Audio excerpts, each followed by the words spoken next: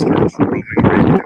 Travis Master and Rebecca King share their biggest secrets on how to unleash your hidden potential. New course, real on and now, on the show. Well, hello everybody, and welcome to another edition of Fast and Furious Rowing Radio. As you can see, I'm actually outdoors at the Chula Vista Training Center in Southern California. It's near San Diego, and I've been here for the whole week as a guest of US Rowing and Chris Chase, who is here with me now. Chris, welcome to the show. Thanks, Rick. It's not your first time, is it? It's not the first time, no.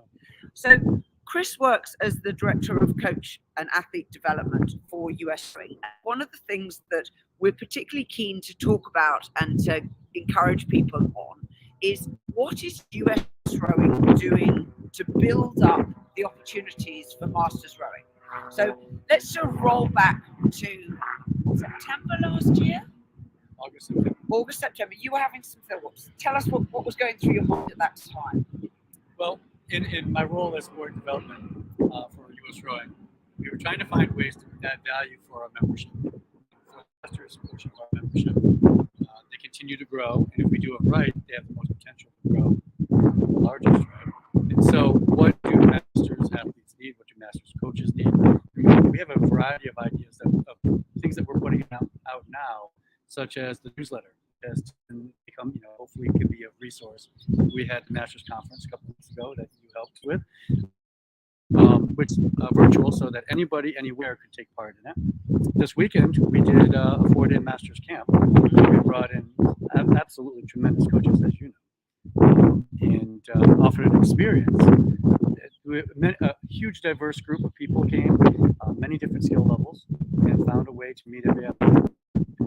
I think share the community, which is, there aren't levels, right? It's just it's our community. So impressively, and where one of the reasons why I wanted Chris to come on the podcast is because there are lots of ideas in all of those things that he's just talked about that probably you can do something about locally. So let's talk first about the conference. Why do we need a conference just for Masters? You already have a conference. Well, Masters are unique because the spread of ages, and when you talk about long-term athlete development, you talk about the ADM model that US Rowing employs, which all of our Olympic sports do. There are many variables as you get older, as we age, right? And so think about Granola and successful aging. Like, it's there's more to it. It's not a one-size-fits-all. So we're trying to find a way to meet each athlete where they're at and give them something of value. And so talk us through some of the themes that you had in the conference, because my recollection was that you had something around running clubs and being an administrator, you other things. What were the main themes you selected? Well, the main themes were, and the conference was for coaches, but also for athletes. And probably the majority was for athletes. How to take care of your body. Yep. How to all the maintenance that your body takes, that your body needs. How to look at a year and plan a training program for your body. How to think beyond just the rowing, right? We also did things in technique, but we also had club management. How can we grow rowing through our clubs? You can meet the athlete individually, but if we're going to grow the sport, we need to think at a larger level. And so we offered, we had a roundtable of people who run clubs, clubs. We also had, we need to also recognize that some clubs are really, really big and self-sustaining, and some clubs need to get over the hump, right? And so we need to think outside the box on what kind of resources can we create or lend our hand in as US Rowing to help clubs prosper, or sort of everybody. And so we're still trying to get back to where we were for some clubs.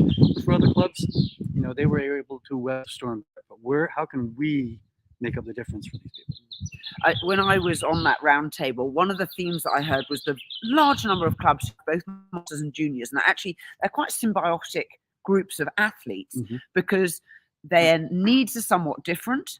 But equally, the clubs that were successful found a way to balance those two. Was that something that you observed? Yeah, and that's something that I see across the country, 1,400 clubs, give or take. And, for people who find a way to balance out the two, there is a great relationship there. Because if we're doing it right, masters, and we're doing it right with the juniors become masters.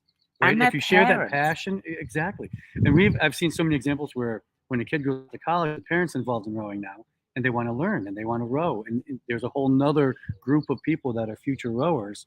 And if we can do it right, the health and well-being of a club where everybody gets what they need and finds a way to balance that. I mean, our sport's all about balance. You step foot into the boat. Now, the camp was a first for US Rowing. They've not run an explicitly masters camp, and it was an all-comers. You didn't need to be a world-famous superstar to come. You just said, here are the dates. Would you like to come? Talk through the thinking behind that. Well, this was a prototype. We were trying to figure out would it work? Would people want to come? And I think, it's in Chula Vista, California, which isn't a bad deal.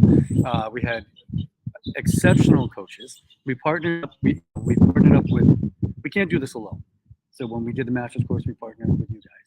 With Fasters Masters. We partnered with Lindsay Shoup with the newsletter. With this, we partnered with Endeavor Rowing. And Leslie has organized camps in the past. We had Volker and now Morrow. And it was a great draw. But what we wanted to do was find a place where people could just enjoy the sport, meet new people, expand our community, but also get a lot of stroke and get really good interactions in it. Hopefully everybody live faster. Yeah. So when we ran the camp, there was a mixture of swimming and sculling, and people signed up and said, I can row, which sides, or I can steer, or I can't. And then there was a group that were training the San Diego Crew Classic. So, they were 2/8s, and, obviously crew combinations were being worked out.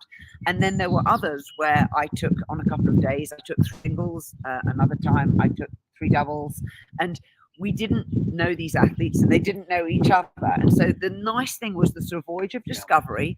And as a coach, how could I work for, an hour, a little bit over, with people to give them all something to do, but which was suitable for the levels that they were at? Because in my group, I had some people who are a couple of years in and still, a little nervous, not very skilled in handling the oars. And I had others who were rather more skilled, but equally, they were there to benefit in exactly the same way. And I liked that. It was really cool. We also had a wide variety of equipment available to us. So it was really neat to see people who rowed at AIDS programs venture out into triathlons. It was kind of neat to see that. I mean, it's scary, right? But it's also not to grow. And so I thought that was really cool. Obviously, moving into the space, the first day is figuring out who can do what, right? Because it's all relative. Of course, you can't guess on paper. So it was really cool to see that. And, mentors, the people who came were extremely patient. And so they were just taking it all and enjoying it. Yeah, cool. In the setup for the camp, what was particularly clever was that Chris knew that there was a huge trailer boats needed for junior camp development. And they'd had this junior camp and the boats were here, and he worked out that because the boats were here, why not use them a second time? I think that was for a really, really smart move, because the extra effort was 0, the boats are here, we've already got them here, and they were of sufficient diverse size. You had 8 quads, you had any boat I asked for, I could have. And that is, I think, a really smart way to think about masters. Not thinking of us as an add-on, but thinking of a plus. What can we do in addition that maybe would suit the needs of our masters? Well, I mean, just being intentional is a good place to start. You can promise people a lot of things if you don't start putting that into action. And I think that US Rowing, I get a great deal of support from my bosses, and they understood that this was a great opportunity. And like you said, it's not an add-on. We have these boats, and we've been buying them for a couple of years now. We have a huge collection of boats.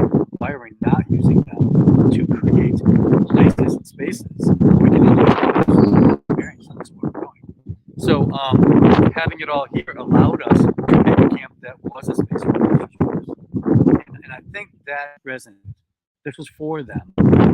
It became, and all the focus, divided up into I think they look at that. Yeah, I definitely second the visionary aspect of US Rowing's leadership is they are the leading federation who really are taking this seriously. And one of the fun side benefits of this was seeing people make friends, and then work out, oh, we're probably the same age, you know, are you going to the gala? Would you like to do an event with me? Yeah.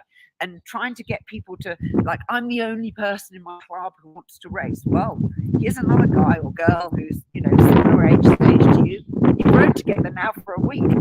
Well, they're best friends for life now. I think what you're going to see is people are going to reach out, like, you're from Philly. I'll show up in Philly, we'll throw it somewhere we got it. And I think people are making connections. I mean, America's what, 3,300 miles across. But now you know somebody there, and you have this common bond of rowing, and that kind of community can be expanded and overlapped, and I think it's really cool. Yeah. In addition, there was fantastically good people sharing their experiences, and a lot of these people are not just rowers, coaches, club boards and committees. So there's a lot of you know, is this a situation you've encountered? How did you deal with it? You know, robust conversations. Nobody has all the answers. Everybody's situation has aspects that are unique and aspects that are also in common. But it was really reassuring for people to say, oh, we tried this, or have you thought of? And for me, that knowledge sharing was as valuable as the coaching and the on-water experience. I would agree. I don't think that there's, I don't think anybody's inventing the wheel, right? I think the answers are out there. And until you cross paths with people and you share how you've done it, and, oh, I didn't think of that. The answers are out there. If we make more connections, those answers will cross over and people can share those ideas and try them. Certainly, I see Faster Masters as taking the role of socializing some of those things. Of, you know, we have this wonderful podcast channel. You know, people like you are generous enough to come on it. Lots of people listen. I hope that people listening to this will reach out and say, you know, how did you do it? Can we copy it? You know, what was the sort of base methodology? You shared quite a lot of it, and think about their own region, province, city. You know, what could you do? Could you host a camp in your place of rowing and open it up to other people? Maybe invite some coaches from out of town to come and just see what happens. You know, this was not a money-making venture, but it washed its face financially. And we've had a lot. The gift of the boats. We didn't have to rent them. You know, that was nice. Right. But the point is that it was an experiment. And the point about experiments is we get the feedback and then you iterate. You can improve on it for next time. You know, it's amazing. I was, people say, well, how did you get Al Moro? How did you get Boulder? And the answer is I just passed. And, you know, I think people are a little bit shy or intimidated to ask somebody like that. You'd be in our sport, we do it for love. If there's nobody's getting rich off of rowing. And so if people were able to do it wherever they live, and they happen to have equipment that's not being utilized on a weekend or a space of time, and you were intentional and said, this is going to be our camp. And then you reached out to people. I bet you'd be surprised who would come and help coach. Yeah. I asked you, and you came all the way from New Zealand. Like, who would have thought? But here you are. I came like a shot. Lucky us. Chris, thank you so much. Great hearing your insight, sharing the ideas. And to everybody else who's listening, I really, really mean it when I say that I hope that you will find a way to think through these ideas and see whether or not you can make any of them work for you in your unique situation. Until next time, bye-bye. If you're part of the Rowing Chat Podcast Network, please tell your rowing friends about the show. And if you've learned just one helpful thing from today's episode, please consider supporting the show for as little as $1 per month by visiting fastermastersrowing.com/podcast.